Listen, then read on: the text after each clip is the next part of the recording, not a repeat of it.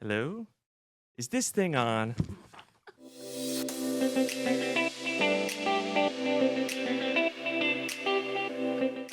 Yes, it is. Well, I guess we could just dive right in. Yeah. I'm Josh, and this is the very first episode of our In Your Corner podcast here on CBS News Philadelphia. I thought, yes, in a world awash with podcasts, why not one more? Well, this one's special, right? Because we're Well, talking about money. well, we are. Well, we're talking about really, much like In Your Corner stories on CBS News Philadelphia, which so far this year we have recovered more than $120,000 in money, goods, services, refunds owed to our viewers. This is a podcast that is for our viewers. It's a service for our viewers. And if I have one goal with each episode, I want you to walk away feeling like you learned something you didn't before you listen to it. So, we're going to find you solutions. We want to help you better manage your money. We want to help you spot the latest scams as well. We'll get into those in their other episodes. And we want you to know your rights as a consumer. And I felt like there was no better way to kick off this episode than with someone like my first guest here who kind of embodies a lot of that mission that we have. And I'm going to let you introduce yourself, but I feel like I got to talk you up a little first um, because I feel like it's very serendipitous even that we're sitting here. Right now, we only connected a few months ago on LinkedIn. Yep. But I think almost instantly, I knew you were someone, you mean business, you know your stuff, and like me, you want to let everyone in on this secret that shouldn't be a Yes. secret when it comes to financial success and managing your money. And so, Mical Jeanlys-White, welcome to the podcast. Josh, thank you for having me. Thank you for having me as your first guest. I feel honored to be here. It is. This has been a long time coming. We've been trying to get this going. I want to just tell our viewers a little bit about yourself. I always joke with people like, give me the elevator pitch. We got 10 floors Yes. here. What can you tell me? I mean, guys, I have been in financial services for over 20 years, but it was a sort of serendipitous moment for me to get into money. I didn't grow up knowing anything about the stock market. Finance sort of found me, and I just sort of fell in love with it. A few people sort of poured into me and helped me on my own money journey, and I just want to get the word out, let people know how they can be more financially confident, empowered. I tell Josh this all the time. Just knowing the playbook makes Mhm. such a big difference. Yeah, we're knocking down the gate, is what you said, Yes. right? So, founder and CEO of Wealthmore. Yes.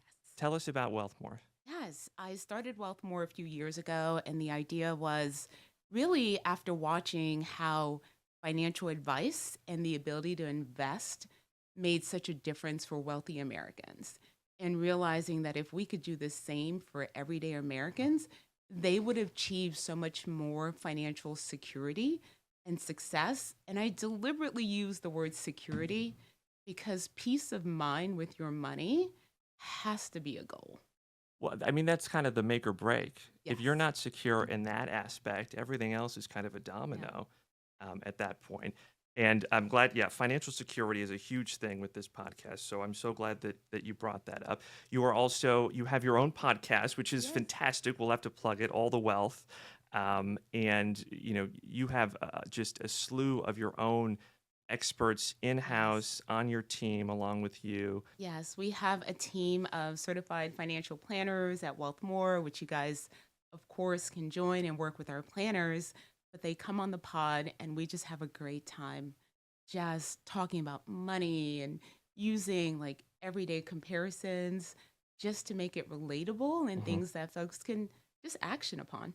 Well, all right. So, we were tossing around some ideas for this first episode, and it's been so quiet in the news. We didn't know what to talk about. No, there, it's like, where do you even begin? Yes. When it comes to what's happening in the market right now, when it comes to talk about inflation and recession Yes. and prices, um, and it all comes back to this idea of like where do you go to seek financial advice Yes. ultimately, which is kind of what I want to wrap all of this around. But I did want to start on kind of to set the stage for Yeah. this conversation. There were some new findings that really jumped out at me.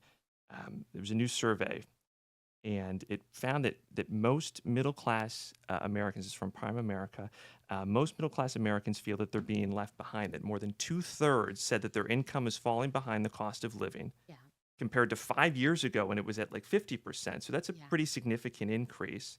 The share of middle income Americans who say they pay their balances in full each month has dropped from 44% over the past 5 years to 29%. Yeah.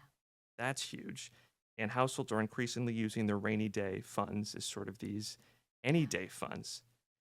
Yet at the same time, the past couple weeks here, we've seen the big banks, they're reporting they're doing real well. They've got Yeah. big profits. We've got the stock market is performing Super well. very well.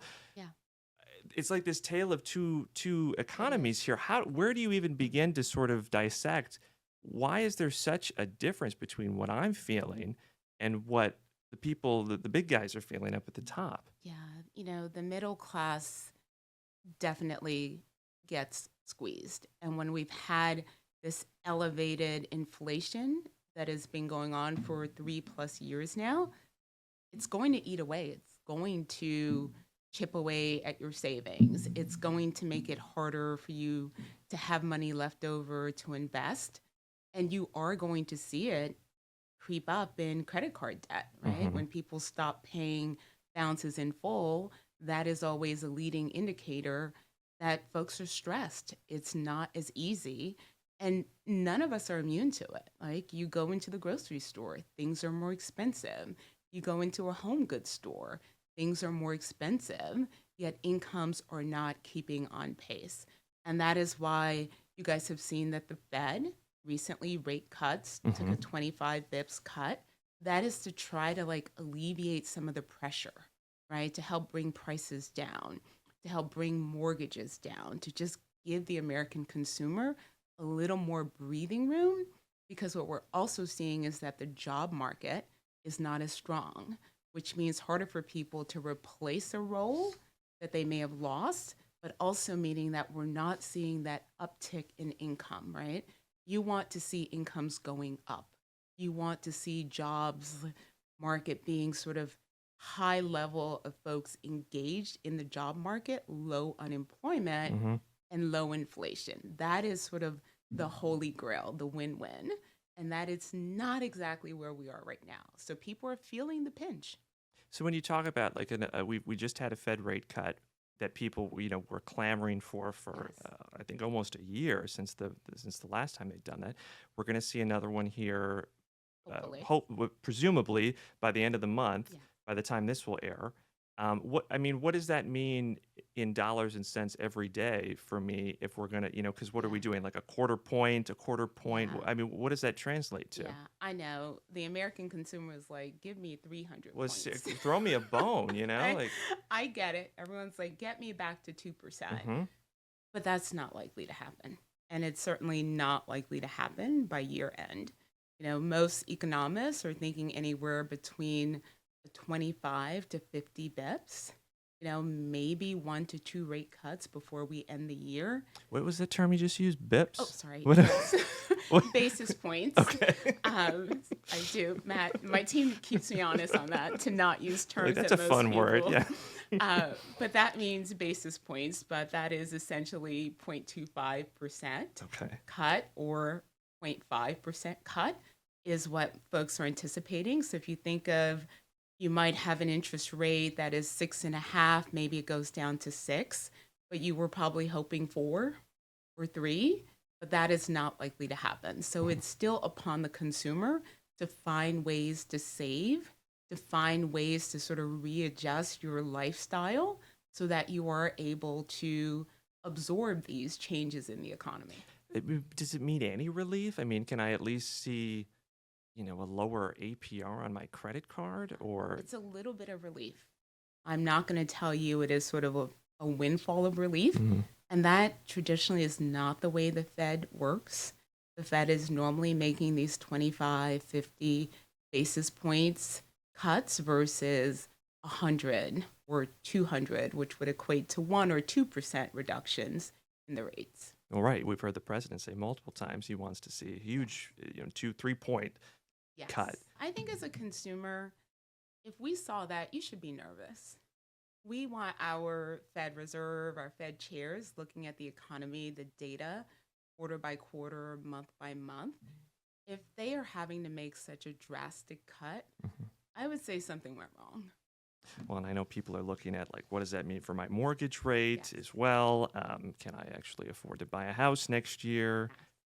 And I know the two aren't necessarily directly tied, but they're sort of hand in hand, They right? are. They Yeah. are. I think the American consumer, particularly for those who are looking to get into home ownership, it's been a rough few years, right? I think, Myself, yes, I would it's love to been buy a rough. house here. Yeah.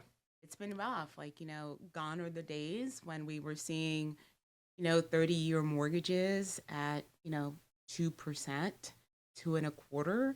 I mean, those were some really, really good times to get into home ownership. And I know it can be extremely frustrating right now to feel like it's at six, it's at seven, which makes one, the prices are higher. Your monthly cost of owning goes up as well. But we do see these rate cuts as being helpful. It will give some relief, but I would not, if you're waiting for the market to get back to where it was 3 years ago, I don't think that's what you should be doing. We're, we're not going to see that. No, I think you have to sort of adjust for today's realities. Look at what you can own. Home ownership is a great asset category, but it's not the only way in which you can build wealth. Well, ooh, that's a good segue then, because primarily I feel like we have been sold on that is the best way Yes. to build wealth is by actually owning a home, and yet an increasing number of us don't Yeah. own a home anymore. So when people, if someone's going to come to you and say, "I need a financial advisor, but I don't have a home that I own, I don't have, hundreds of thousands of dollars in savings or investments." Is this a non-starter even? No, not at No? all. I want everyone to start this wealth journey sooner versus later. I never want anyone to think that I have to hit certain milestones before I get advice. No, you want to get advice from day one so that you can be confident about hitting these milestones and so that you also can sort of put your wealth journey into perspective. I'm a huge fan of home ownership, but it's one of the pieces, and I'm always concerned about the middle class trap. We often in the middle see people buying too much house, Hmm. more house than what they need. And real estate values over time sort of hover in the 3 to 4% versus the market tends to move towards like 10 to 12%. So it's a miss to sort of over invest in home ownership because the returns over time tend to be dramatically lower than investments in the stock market.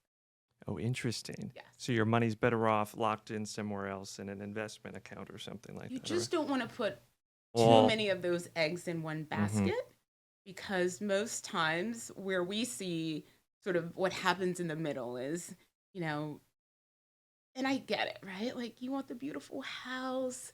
It's such an amazing marker of your success and your hard work. Hmm.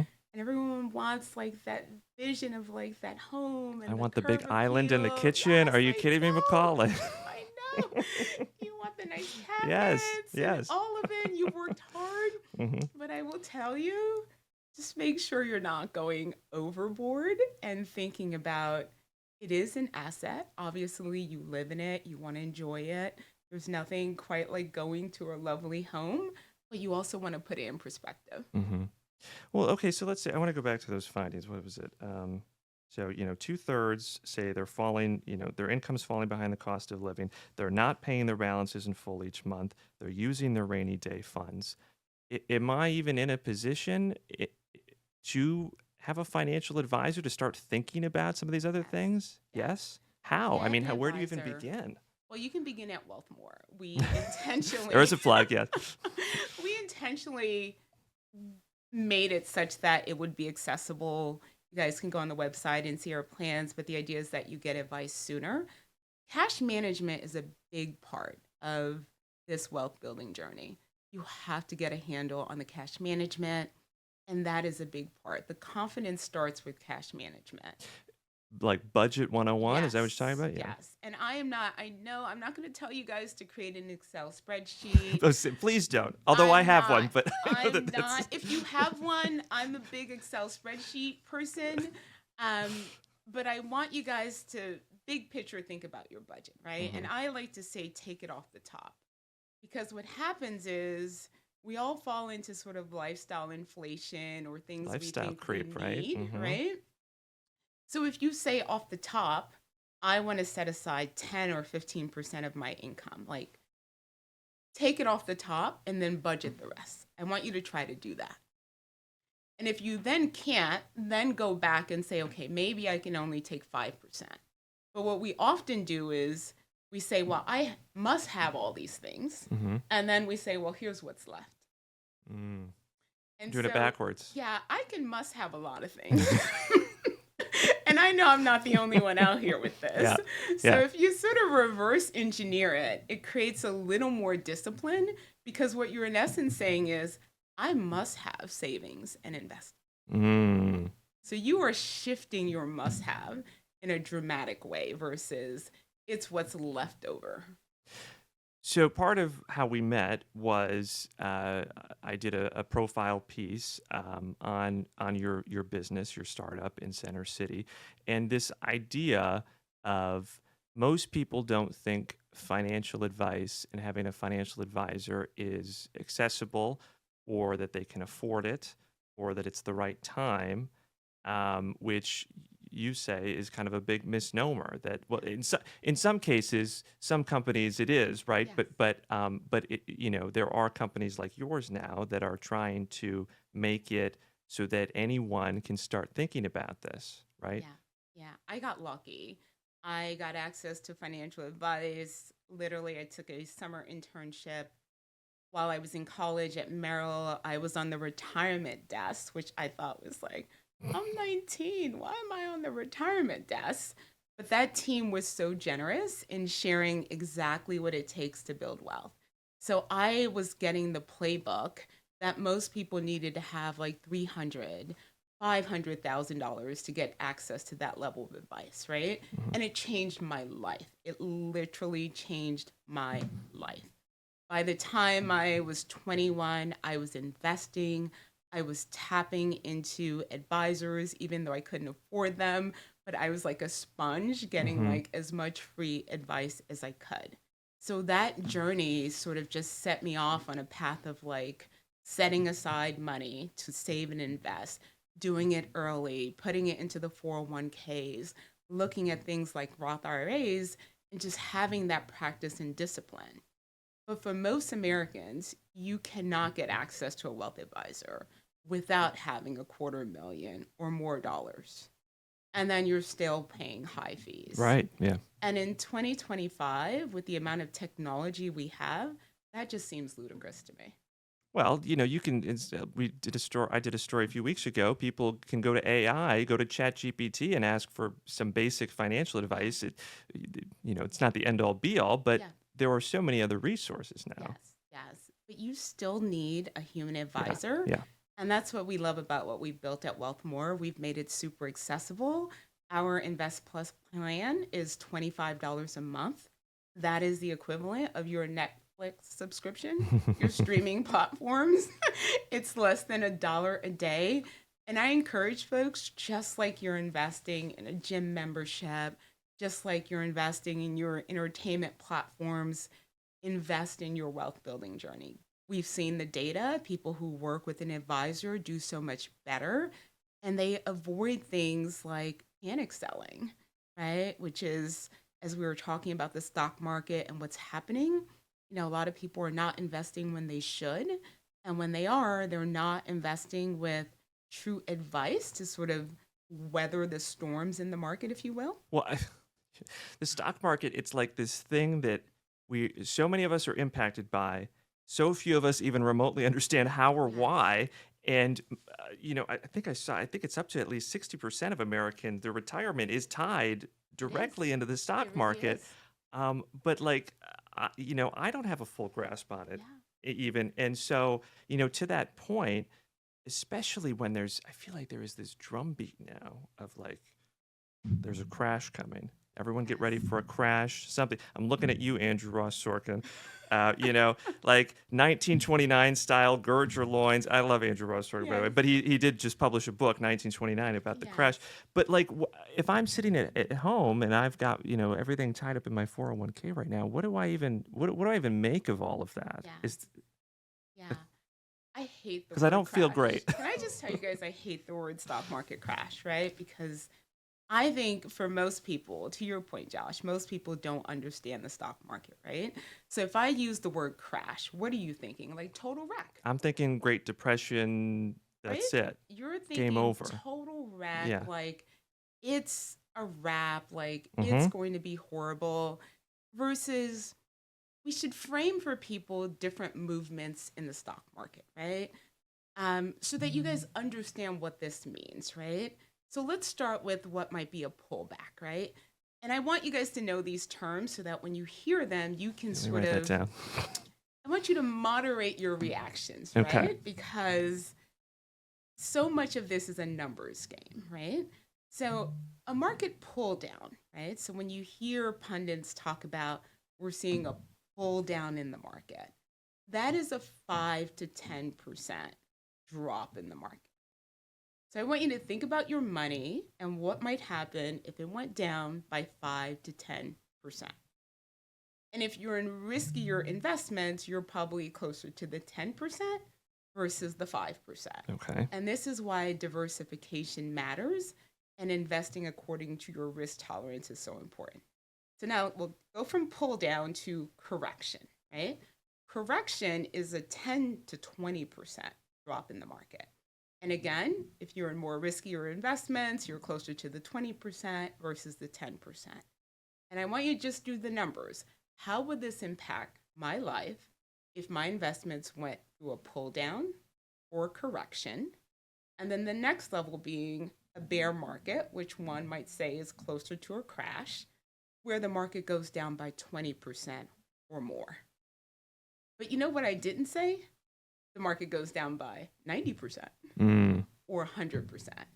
And crash sort of insinuates like train wreck, like it's all done. And I don't want consumers, I don't want you listeners to associate the market and the term crash with the market goes to zero, because that's what drives panic selling. And that is the trap we see for many investors who don't have the benefit of advice. They hear crash, Mm-hmm. they feel like it's going to go to zero, which I have the charts here. Josh, you can put them up later, but we've not seen zero. She brought the receipts. We've not seen zero. And people panic sell, but then they don't come back Mm. and they don't get the rebound, which all the data has shown is that we see these rebounds. And that is where the big loss is. I remember the light bulb went on for me when I don't know if it was talking to my financial advisor, or some financial advisor who said, think of when we see those days when that are on the news, when everything's in red, that now is your opportunity. You're buying stuff on sale. Yes. You're getting it at a discount. So you're not selling, you're buying more, and you're going to capitalize Yes. on that. And that was like, oh, Yes. okay. I also want to double click on the importance of time in market, right? When I say rebound, we're talking about time in market. And I wanted to mention this for some of our listeners who might be closer to retirement. Right. Time in market is different versus someone who may be in their early 20s, 30s, where you have another 40 years in the market, versus someone who may be planning on retiring in the next 2 to 3 years. This is where diversification really matters. And by that, you mean less in stock, more in something else? Exactly. Okay. Exactly. And this is where a planner is super helpful. Well, and it goes back to as well, and you and I have had this conversation too. I've done stories on this just basic idea of improving financial literacy as well, and people not being afraid to ask Yeah. the basics, because frankly, a lot of us, myself included, are coming out very ill-equipped, because we're just not getting the sort of news you can use, lessons you can use at school that are going to set you up on these Yeah. paths.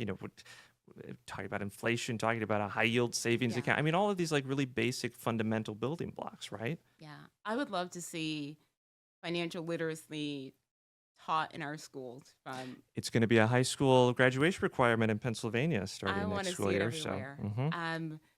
We equip folks, young Americans, with so many other skills. Knowing how to budget, manage your money, it's got to be one of those. All the data shows like the young people want the information. So it's not going to be like we're forcing them to eat veggies that they don't want to eat. Like they want the information. They want to be more financially savvy and literate. So on both sides of the equation, there's a desire for it. And when I talked to students when I was at a school in Philadelphia for this story, all of them kept saying, "This is a class we actually want to take. Yes. This is a class we're actually interested in because they can look and to the Oh, future and say, oh my gosh, this is actually going to help me. This is it going to is. benefit me." I'm a numbers person. I'm a numbers nerd, self-proclaimed. I got to tell you, when we start talking to people about money and the numbers, it connects. People get it. Like, if I'm investing, I want a return. If I'm making money, I want to hold on to as much of it as possible. Mhm. I still remember like being in tears when I got my first paycheck. I couldn't believe You're how like, much what was is taken out. this? Where did it all go? I was like, Yeah. where's my money? This must be a mistake. I was like, why are we taxing young people? Right? But no one is immune. But it's the hard lessons that we all learn, Yes.